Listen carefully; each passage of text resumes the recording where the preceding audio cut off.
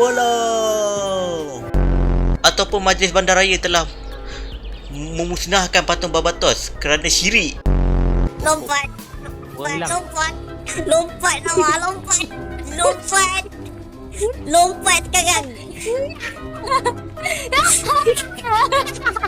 Jangan tarik aku. Lepas tu jumpa kucing dia, tiba-tiba ada pula kaki, tadi tak ada. Lepas tu tiba-tiba Mia nampak pula binatang ni.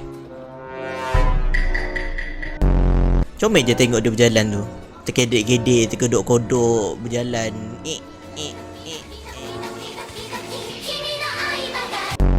Kenapa abang single?